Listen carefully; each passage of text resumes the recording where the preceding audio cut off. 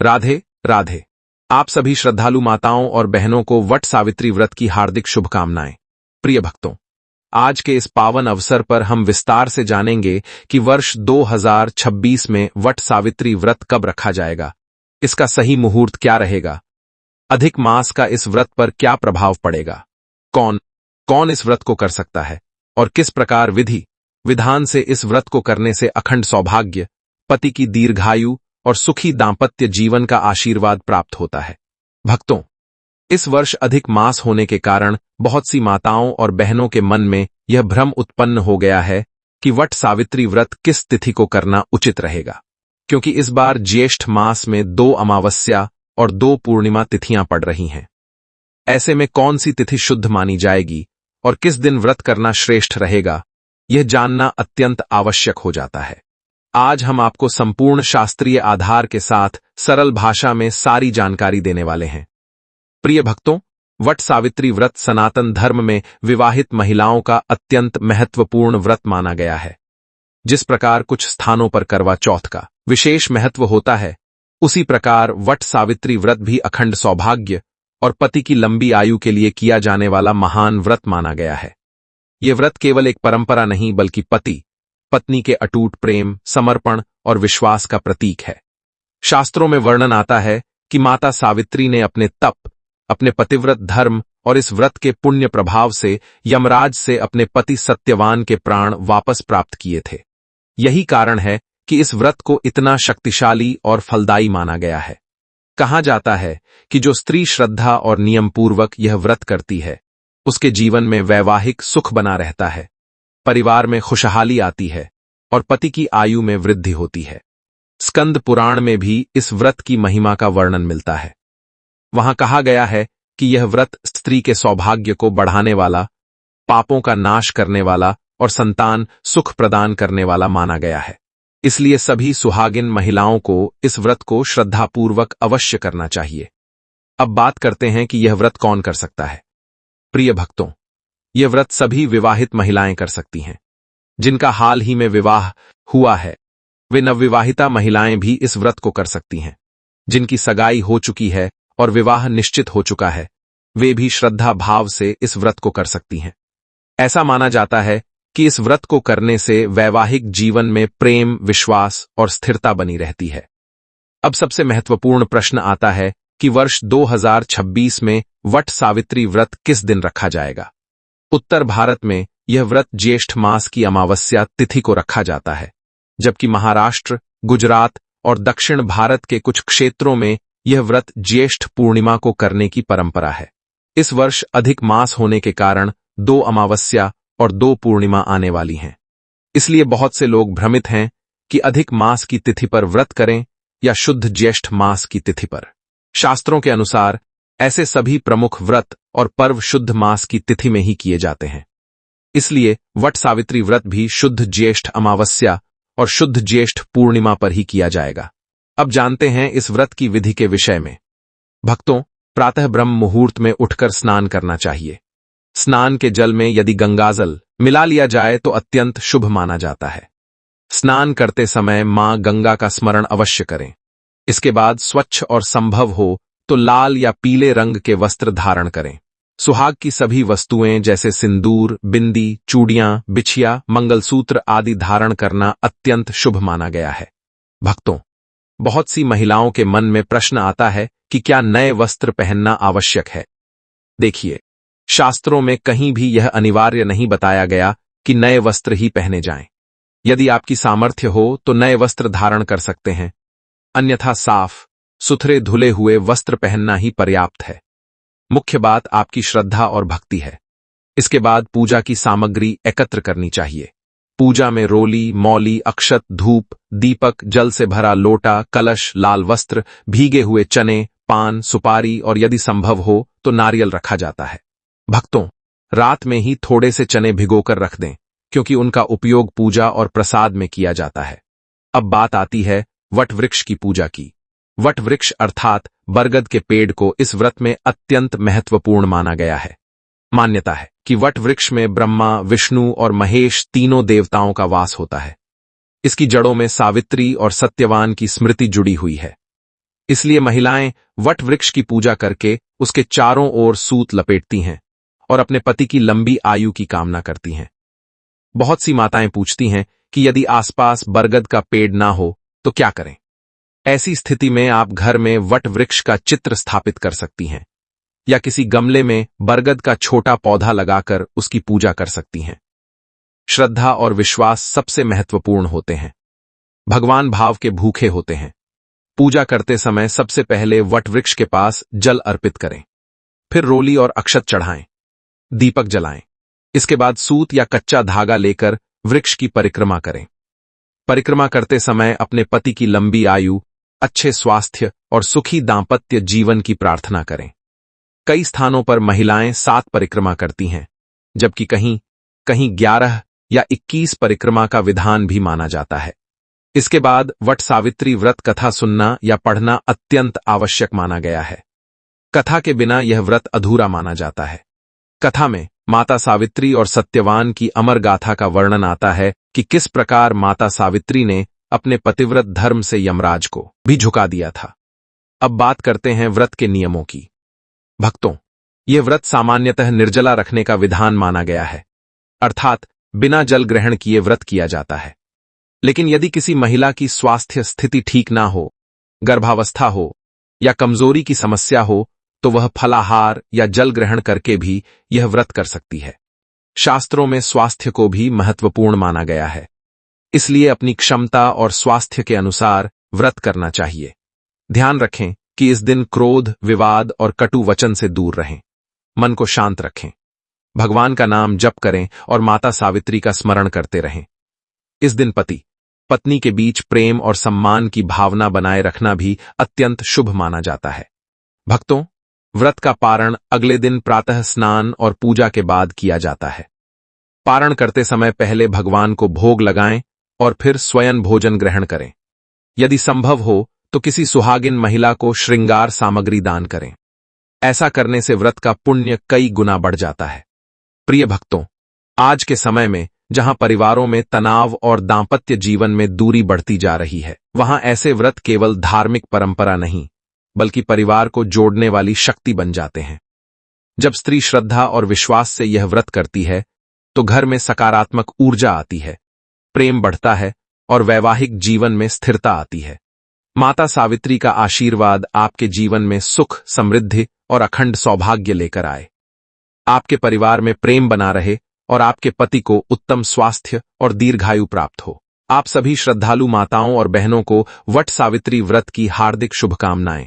प्रिय भक्तों, आज के इस विशेष वीडियो में हम विस्तार से जानेंगे कि वर्ष 2026 में वट सावित्री व्रत कब रखा जाएगा, अधिक मास का इस व्रत पर क्या प्रभाव रहेगा, कौन कौन महिलाएं ये व्रत कर सकती हैं, पहली बार व्रत शुरू करने वालों के लिए क्या नियम है, वट वृक्ष की पूजा किस प्रकार करनी चाहिए, संकल्प कैसे लिया जाता है, पूजा की संपूर्ण सामग्री क्या होती है और इस व्रत का पारण कब किया जाएगा।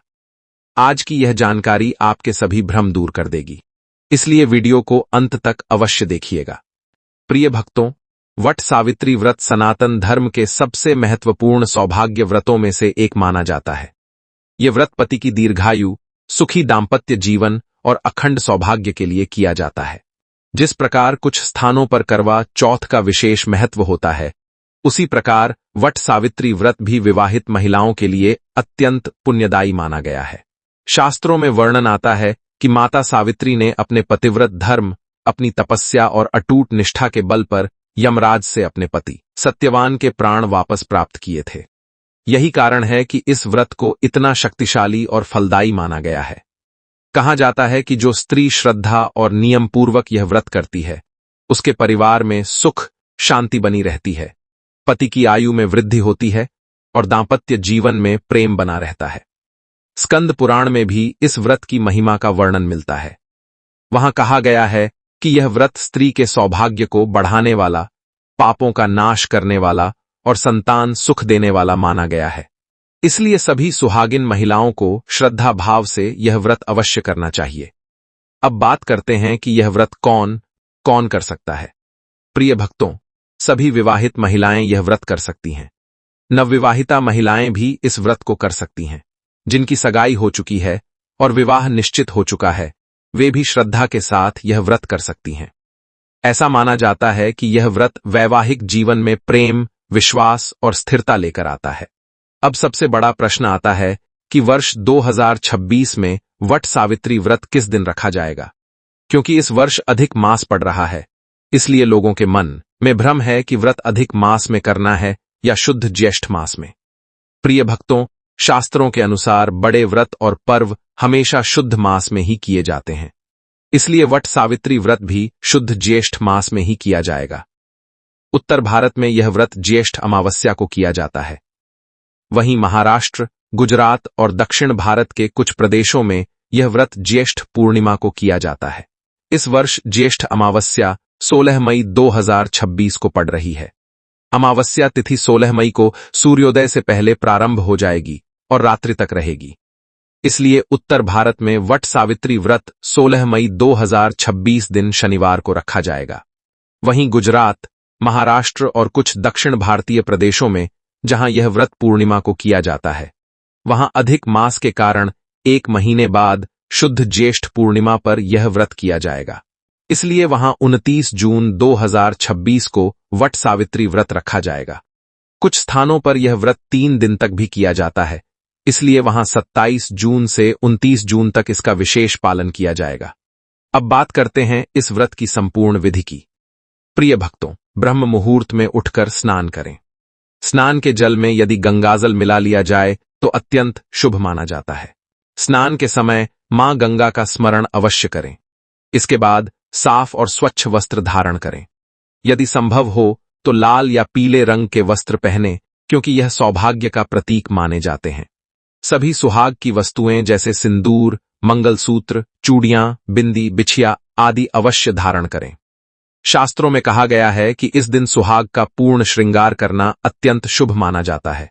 बहुत सी माताएं पूछती हैं कि क्या नए वस्त्र पहनना आवश्यक है। देखिए, यदि आपकी सामर्थ्य हो तो नए वस्त्र धारण कर सकते हैं, लेकिन यदि संभव ना हो तो साफ सुथरे धुले हुए वस्त्र पहनना ही पर्याप्त है। भगवान केवल भावना देखते हैं।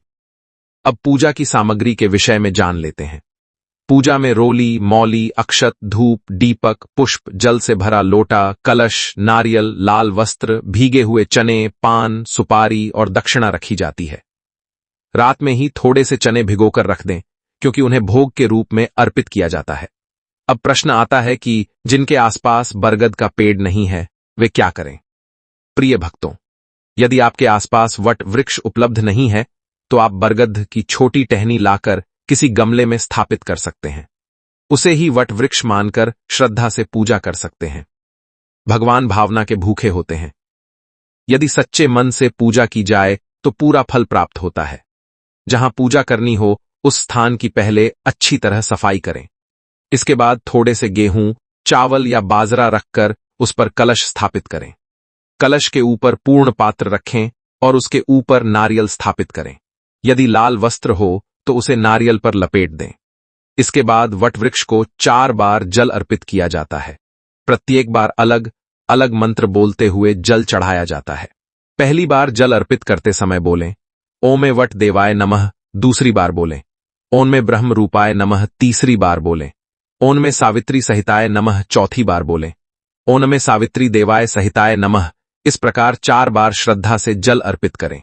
उसके बाद वट वृक्ष पर रोली और अक्षत चढ़ाएं, पुष्प अर्पित करें। यदि माला हो तो माला पहनाएं, धूप और दीपक प्रज्वलित करें। फिर भीगे हुए चनों या मिठाई का भोग अर्पित करें। इसके बाद दक्षिणा अर्पित करें और हाथ जोड़कर प्रणाम करें। अब कच्चा सूत या मौली लेकर वट वृक्ष की परिक्रमा करें। प्रत्येक परिक्रमा के साथ सूत को वृक्ष पर लपेटते जाएं। आप अपनी श्रद्धा और सामर्थ्य के अनुसार 5, 11, 21, 51 या 108 परिक्रमा कर सकते हैं। गर्मी अधिक हो तो अपनी क्षमता के अनुसार ही परिक्रमा करें। परिक्रमा पूर्ण होने के बाद वहीं बैठकर वट सावित्री व्रत कथा सुननी या पढ़नी चाहिए। कथा के बिना यह व्रत अधूरा माना जाता है। कथा में माता सावित्री और सत्यवान की पवित्र कथा आती है कि किस प्रकार माता सावित्री ने अपने पतिव्रत धर्म के बल पर यमराज से अपने पति के प्राण वापस प्राप्त किए थे। इसके बाद आरती करें और फिर हाथ जोड़कर माता सावित्री से अपने परिवार की सुख, समृद्धि और पति की लंबी आयु की प्रार्थना करें। अब बात करते हैं संकल्प की। प्रिय भक्तों, किसी भी व्रत का संकल्प लेना अत्यंत आवश्यक माना गया है। संकल्प आप घर के मंदिर में भी ले सकते हैं और वट वृक्ष के सामने बैठकर भी ले सकते हैं।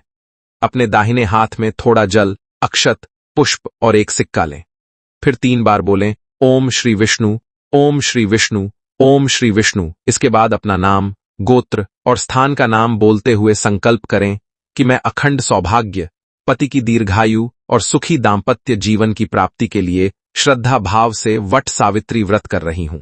इसके बाद वह जल और अक्षत भगवान के चरणों में अर्पित कर दें। अब बात करते हैं व्रत के नियमों की। यह व्रत सामान्यतः निर्जला रखा जाता है। यदि आपकी सामर्थ्य हो और स्वास्थ्य अनुमति देता हो तो पूरा दिन बिना जल ग्रहण किए व्रत रखें। यदि स्वास्थ्य ठीक ना हो तो फलाहार या जल ग्रहण करके भी यह व्रत किया जा सकता है। बहुत से लोगों का प्रश्न आता है कि क्या चाय पी सकते हैं? यदि आप निर्जला व्रत कर रहे हैं तो चाय बिल्कुल नहीं पीनी चाहिए। यदि आप फलाहार कर रहे हैं तो भी चाय से बचना श्रेष्ठ माना गया है, क्योंकि शास्त्रों में व्रत के दौरान व्यसनयुक्त वस्तुओं का त्याग करने का निर्देश दिया गया है। अब सबसे महत्वपूर्ण प्रश्न कि जो महिलाएं पहली बार यह व्रत शुरू करना चाहती हैं, क्या उन्हें इस वर्ष करना चाहिए? प्रिय भक्तों, क्योंकि इस वर्ष अधिक मास का प्रभाव पड़ रहा है और इस व्रत का पारण अधिक मास की प्रतिपदा में होगा, इसलिए जो महिलाएं पहली बार यह व्रत आरंभ करना चाहती हैं वे अगले वर्ष से प्रारंभ करें तो अधिक उत्तम रहेगा। हालांकि वे पूजा कर सकती हैं, कथा सुन सकती हैं और माता सावित्री का आशीर्वाद प्राप्त कर सकती हैं। अब बात करते हैं पारण की। इस व्रत का पारण अगले दिन प्रातः स्नान और पूजा के बाद किया जाता है। सबसे पहले भगवान को भोग लगाएं और फिर स्वयं भोजन ग्रहण करें। यदि संभव हो तो किसी सुहागिन महिला को श्रृंगार सामग्री दान करें।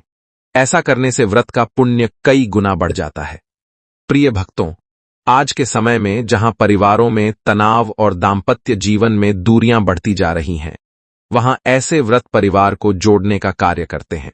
जब श्रद्धा, विश्वास और प्रेम के साथ यह व्रत किया जाता है तो घर में सकारात्मक ऊर्जा आती है, पति पत्नी के बीच प्रेम बढ़ता है और परिवार में सुख शांति बनी रहती है। माता सावित्री का आशीर्वाद आप सभी पर बना रहे। आपके पति को उत्तम स्वास्थ्य, दीर्घायु और सफलता प्राप्त हो। आपके घर में प्रेम, सुख और समृद्धि बनी रहे। यदि वीडियो उपयोगी लगी हो तो एक बार लाइक अवश्य कर दीजिएगा। कमेंट बॉक्स में जय मां सावित्री अवश्य लिखिएगा। और यदि आप धर्म, व्रत, पूजा पाठ और ज्योतिष से जुड़ी ऐसी ही शास्त्र सम्मत जानकारियां प्राप्त करना चाहते हैं तो चैनल को सब्सक्राइब करके बेल आइकन अवश्य दबा दीजिएगा, ताकि आने वाली हर महत्वपूर्ण जानकारी आप तक सबसे पहले पहुंच सके। राधे। जय मां सावित्री।